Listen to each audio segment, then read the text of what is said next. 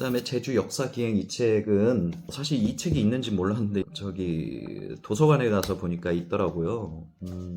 제가 이제 제주 4.3 사건과 관련된 그 유적지들을 탐방하는 그 영상 콘텐츠를 기획을 했을 때 테마별로 좀 준비를 했었거든요. 예를 들어서 잃어버린 마을만 몇 개소를 답사해서 보여준다거나 아니면 이제 4.3 당시에 숨어들었던 자연 동굴들 뭐 이런 식의 테마로 좀 나눠서 기획을 하고 있었는데 이 책을 읽고 나니까 좀 비슷한 시각으로 좀 기획이 되어 있더라고요. 근데 이 책보다는 그 영상 콘텐츠에서 보여주고자 하는 그 포인트를 담고 있지는 않습니다. 아니, 조금 담고는 있는데 저는 약간 좀 시각이 조금 더 다른 쪽에 있더라고요.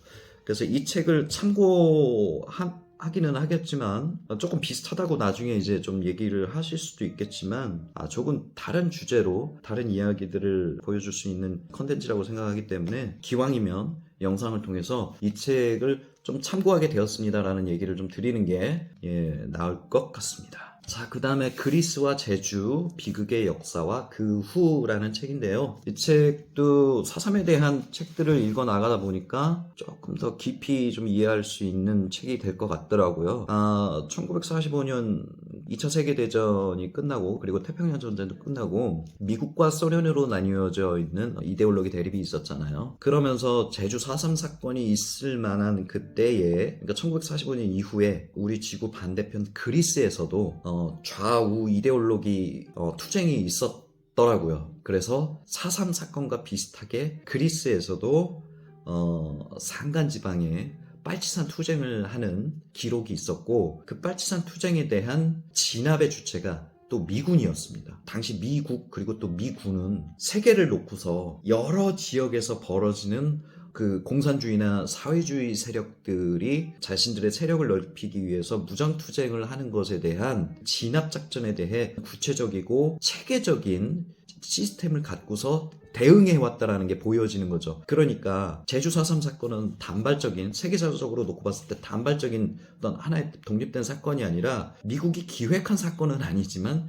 분명히 미국에게 책임이 있는, 미군한테 책임이 있었던 학살 사건의 주체라는 점에 대해서 알게 되는 거죠. 그러니까 4.3 사건의 그 엄청난 학살, 제노사이드에는 분명히 미군의 책임이 있었다는 점, 그리고 미국의 그 당시 정치 세력들에게 아주 커다란 책임이 있었다는 점, 그 점에 대해서 좀 인사이트를 주는 책이 되고 있습니다.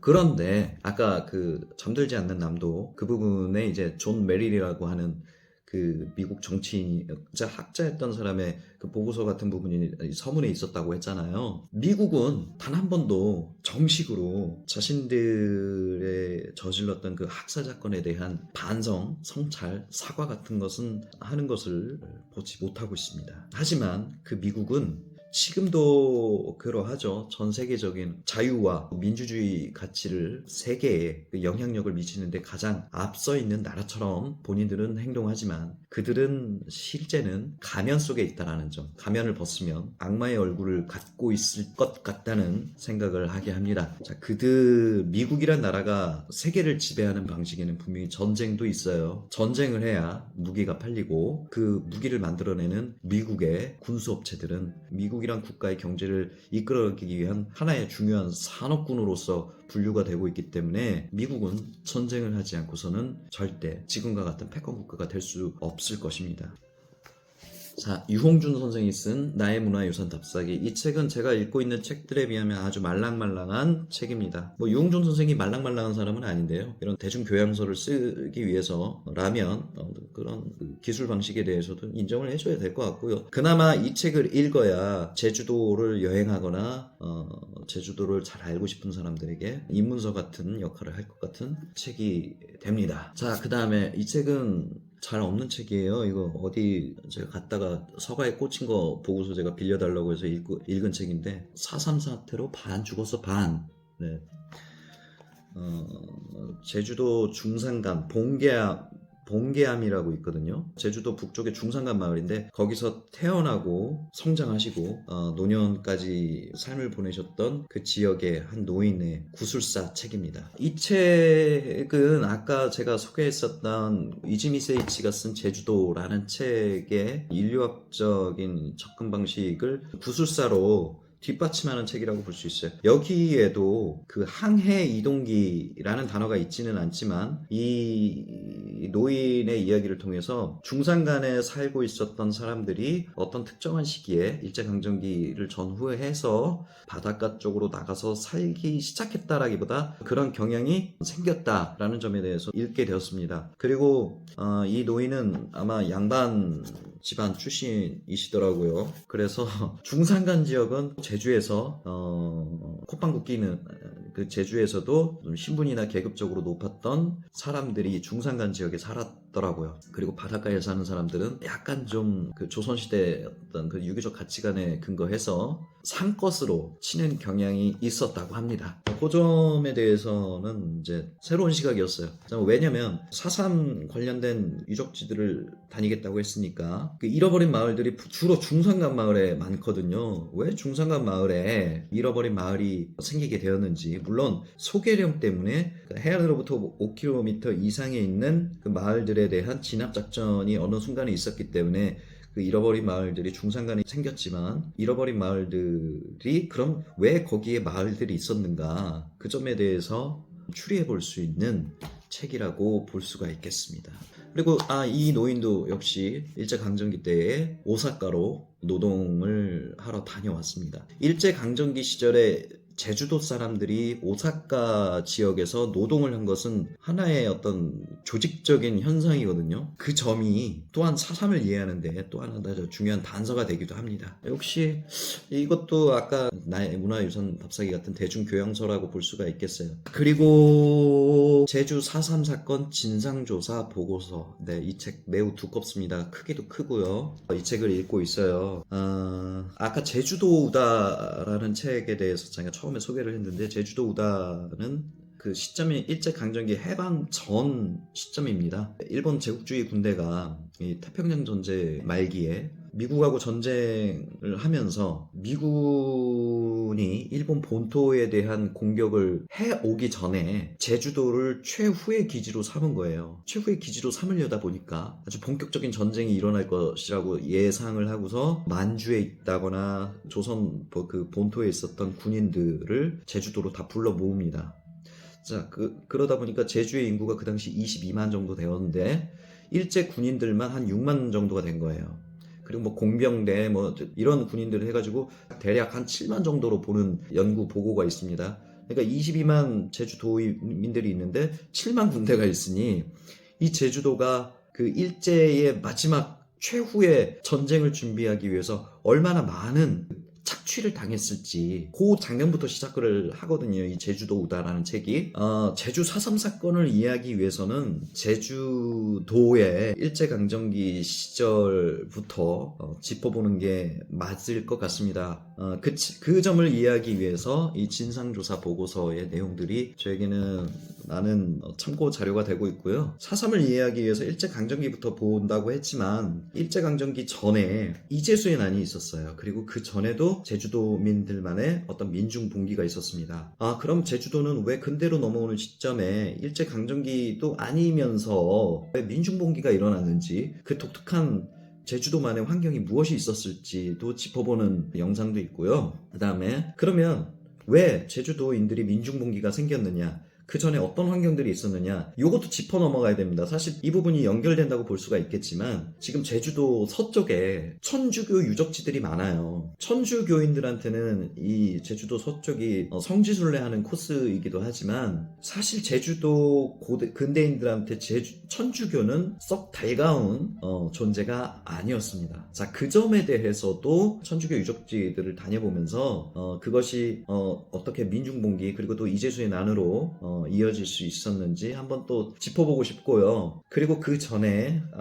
앞선 영상에서 얘기한 것처럼 첫 번째 영상이 될 거라고 했는데 사실은 조금 더 뒤에 영상이 되어버렸습니다. 그 전에 순서대로 기획한 영상들이 몇 개가 있거든요. 영상들이 몇 개가 있는데 아마 그 전에는 이제 김정희 유배지가 될 겁니다. 김정희가 남긴 업적들, 그것이 제주도민들한테 어떤 영향을 끼쳤을지 그 점에 대해서 좀 보게 될 거고요. 이제 제주도라는 지역 자체가 고대 그리고 중세 그리고 이제 근대로 넘어오기까지 또 사삼으로 오기까지 제주도만의 문화를 형성해 나가는 데에 기점이 되었던 시간이나 장소들을 짚어보는 그런 영상들을 제가 기획을 했고요. 이걸 만들어 갈 예정이에요. 그래서 책 많이 보면서 읽으면서 신업들을 자꾸 써 내려가고 있습니다. 네.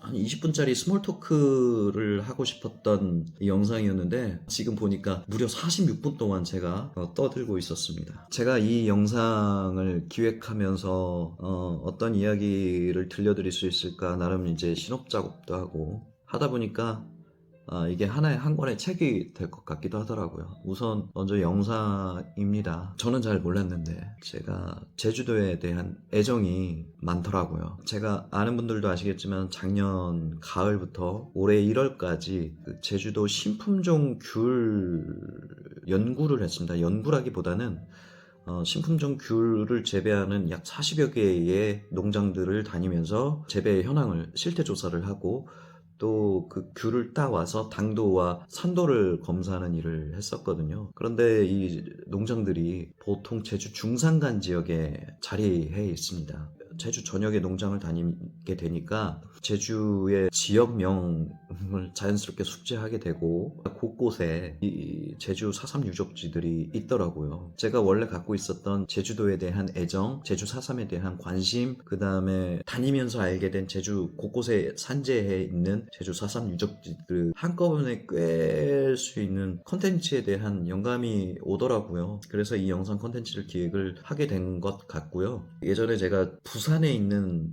전통주 제조업체랑 잠깐 일을 했던 적이 있거든요. 그 브랜드에 대한 이야기, 그 브랜드가 갖고 있는 그 가치, 그리고 대표가 갖고 있는 이야기, 그런 것들을 이끌어내기 위해서 그 부산이란 지역에 대해서 좀 공부를 할 기회가 있었어요. 사람이 자신이 사는 지역에 대한 애정이 생기면 그 지역에 대한 공부를 하게 되더라고요. 제가 예전에 홍대에도 살아보고 지금 이제 제주에 살고 있는데 저는 홍대라는 지역을 많이 애정했었어요. 그리고 제주도 많이 애정하고 있는 것 같습니다.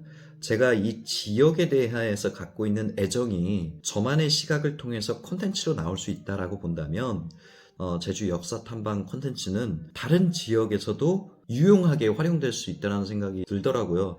아마 제가 지금 이 영상을 통해서 알리고 있는 역사 탐방 영상 콘텐츠는 제 사업을 앞으로 해 나가기 위해서 그 과정 속에서는 분명 지자체들의 문화 콘텐츠를 개발해 달라는 그런 오퍼들도 있을 것 같다라는 생각에 하고자 하는 일들에 대한 포트폴리오 형식의 콘텐츠가 될 수도 있다는 생각이 들더라고요.